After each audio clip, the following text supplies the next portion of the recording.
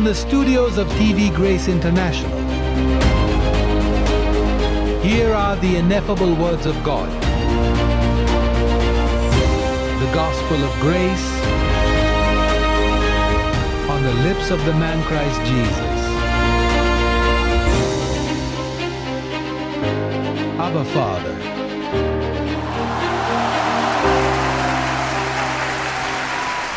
Well, today's topic is the spirit of the world versus the spirit of God.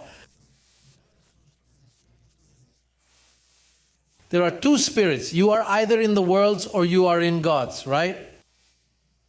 So the word is the one that's going to say whether you're in the world or you're in the spirit of God, because everything has to be done by the word, not anyone's personal opinions.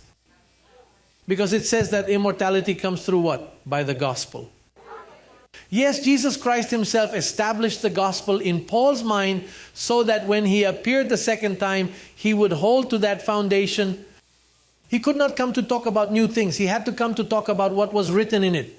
Right? Let's turn then to the first letter to the Corinthians, chapter 2, at verse 12. Let's read it calmly. There is no rush here. Even if we are talking about a single verse only, although 2 or 3 more always show up, but let's keep it there because I want you to think. We serve God with what? With our minds? Well, it is better that you think. You have to use it.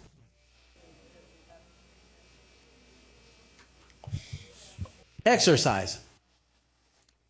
It says, Paul is speaking, the others do not. Those of circumcision do not.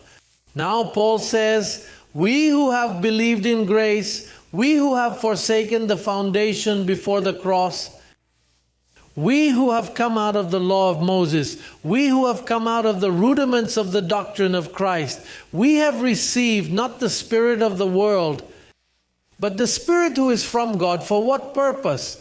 To speak in tongues, to leap, to dance, to roll on the floor, to shout hallelujah.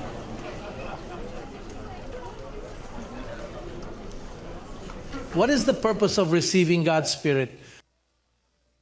That we might know the things that have been freely given to us by God. Then you have to learn according to the gospel, which is what has been granted to you. Now, how many spirits do you see there? How many? Huh? Doesn't it say the spirit of the world or the spirit of whom? 2 spirits. So the idea is to find out which one you are in.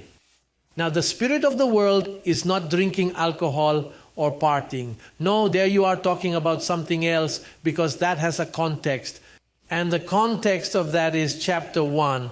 When the apostle says that because of the law of Moses no one knew God, it pleased God to save believers through the folly of preaching. Then the spirit of the world is the law. The gospel of the circumcision, the gospel that Moses brought and that no one was able to fulfill. Science, false science, the one he mentioned. So it is speaking there that the spirit of the world comes in order not to let you know what God has granted you, but to forbid you. It comes to call you a sinner. It comes to tell you that the devil is watching over you. It comes to tell you that you have to be baptized. You have to do this. Everything that Jesus of Nazareth did, you have to do. Now, what is it that God has granted you? All right. In Hebrews, it is mentioned that your spirit becomes perfect through a single offering. This is the first evidence. Hey, Hebrews 2:14 says he delivered you from death, delivered you from the power of the devil. He destroyed the devil to give you, to grant you, so that you may know that the devil is not watching over you. Well, you no longer have to do, you no longer have to work for that. It is to know what he granted you. He tells you that he took away death. He means, I am not going to die. I am not going to die, and even if I were to die physically, let's take as an example that some blessed person out there dies physically. He will not really die, he will just sleep through the transformation. Even though most of us are not going to die even physically, because transformation comes.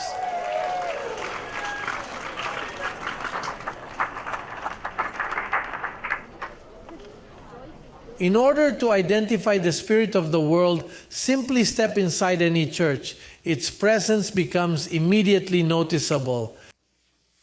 There are certain rules in this church. One of them is abstaining from eating meat on Fridays. Additionally, there are specific dress codes to be followed. Another requirement is that baptism is mandatory regardless of the type of baptism. You have to do this and that. Well, and then there begins the list of the spirit of the world. But why do we know that the spirit of the world is in today's religions? Well, because those religions identify themselves exactly with what is of the world. The gospel of Moses was not the spirit that pleased God. Look, the prophet says, I gave them laws so that they could not keep them. Moses, the law of Moses was never the heart of God. He says, I gave it to them that they might not keep it, that they might break it, and that they might know evil. So that is the spirit of the world, the spirit of Moses. That covenant was flawed, it was defective. So he brought you a better covenant. So the spirit of the world and the Spirit of God are two spirits. Just as there are two apostolates, the apostolate of the 11 apostles and the apostolate of Paul. There are two Jesuses.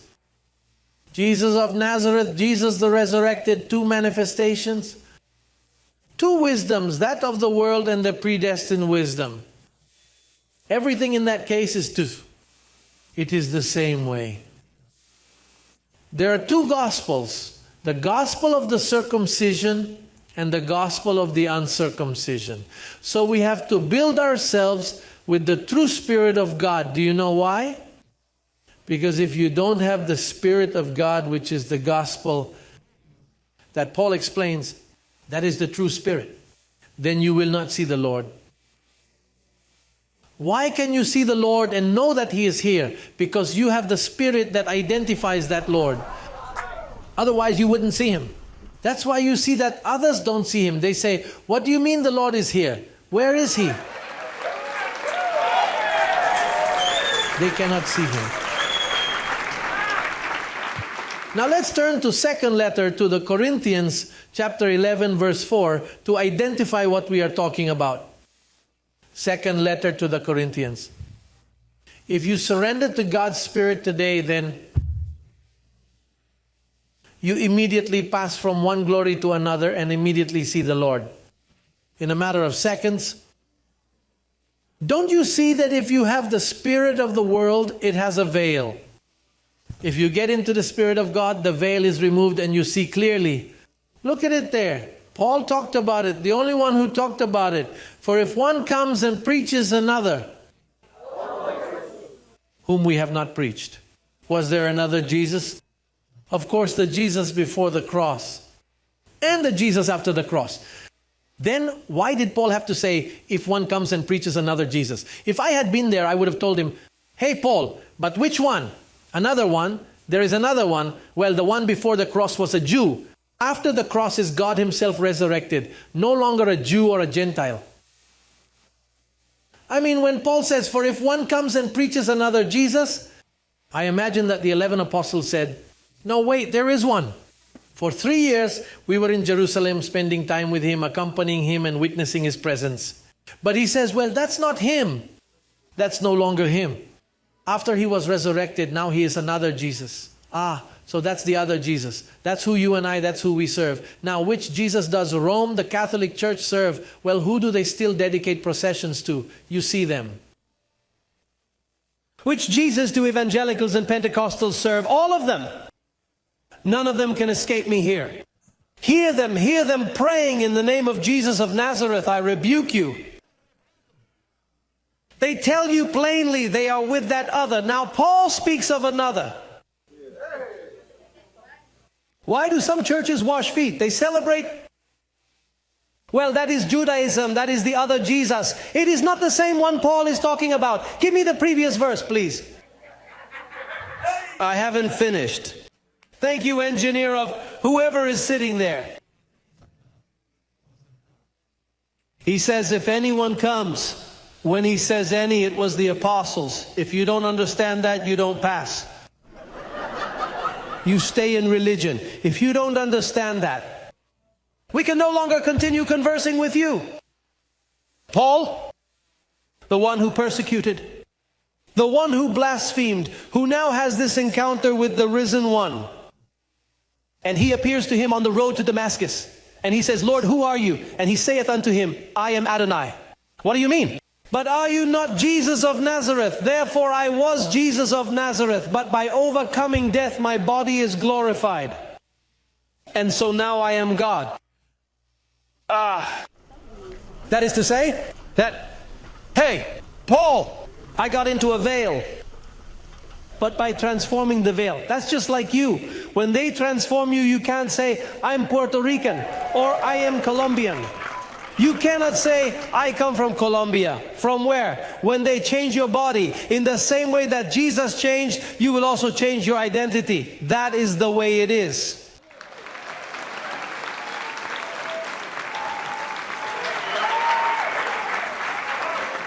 What's more, even our enemies, the evangelicals, say so. Do you know what they say? I am a citizen of heaven. I am a citizen of heaven, but they are still with Jesus of Nazareth. No. When he appeared to him and said to Paul, I am Adonai, then he fell. Imagine he was blinded. He said, wow, what is this? I came chasing after him. But he told me he is Adonai. Isn't he the Son of God? No, he's not. The Son is the veil. The one inside is God. And so now the one who was inside by transforming the body is God himself. And he appears to Paul. And then he appears several times to Paul. Then Paul understands and says, that I must not preach to you before the cross.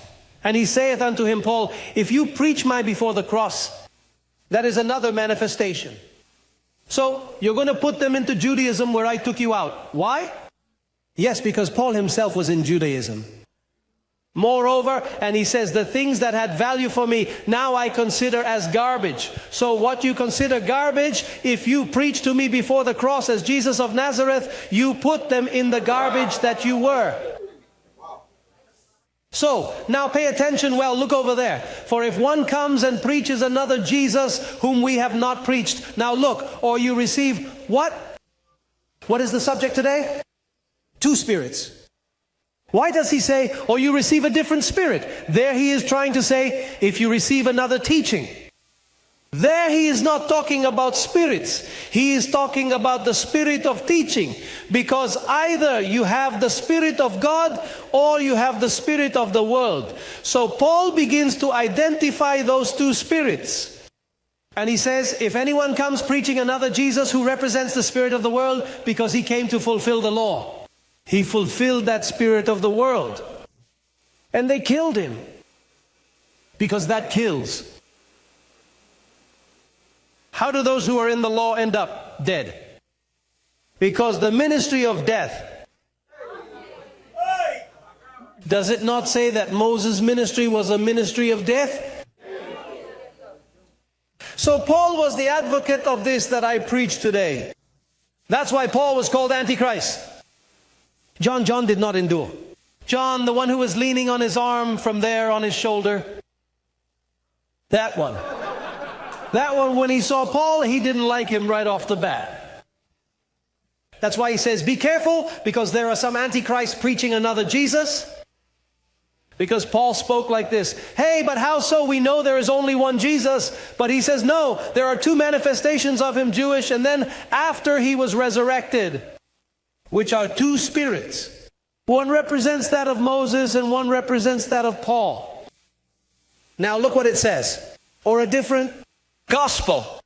Because those two Jesus and those two spirits represent the two gospels of Galatians 2:7.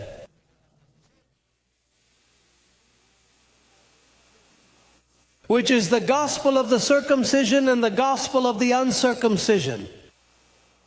And look what it says. Or a different gospel which you have not accepted, this you tolerate very well. And look at what it says next. Look at the culprits there. In the following verse, but I don't consider myself inferior in any way to these super apostles. He identified them. Who preached a different Jesus? Who preached a different spirit? Who preached a different gospel? The great apostles. because they were great in the way that they made themselves known. Paul did not. Paul appeared as an abortifacient. Do you know what an abortifacient is? I, the least of the apostles, thus appeared. But then he did like this. Look, but I have done more than all of them. Galatians 2:7, because of visitation. I know that you know by heart Galatians 2:7. But you have to keep reading the same thing because we have only one gospel. There are 14 epistles and they are the same. They do not change. No other epistle can be added to them unless it's the one I'm going to discover later in the closing. Look, but contrariwise, since they saw that I had been entrusted with the gospel of what? Paul is writing as to Peter the gospel of what? How many gospels are there? 2. And which one represents the spirit of the world there? That of circumcision. And which one represents the Spirit of God? That of the uncircumcision. And which spirit are you in? Well, if you are in that spirit, you can see the Lord. You see it that way easy, because that gospel removes the veil for you to see. Let's stand. What more do you want? Say to the one next to you, I am from the Spirit of God. I have left the spirit of the world. Hey, Paul says that if you do not receive the gospel from him, you are a believer in God who believes in vain. What is it to believe in vain? You go on a journey, and when you get to the place, you go with the purpose of visiting someone, or you go to a restaurant, but when you arrive, it is closed. What happened to the trip? It was a wasted trip. Well, what are you? A believer in God? For if you do not believe in this spirit, in this way of teaching, in the gospel that Paul left written, you are a good believer, but in vain. You believed in vain, it has no fruit.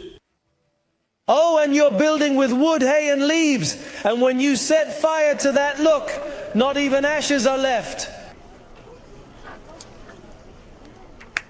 And though you are saved, even as by fire, you don't want to be saved just like that. You want to be saved with a reward. Don't waste your time, blessed. I love you, Abba Father. Greetings to the nations. I love you very much, blessed.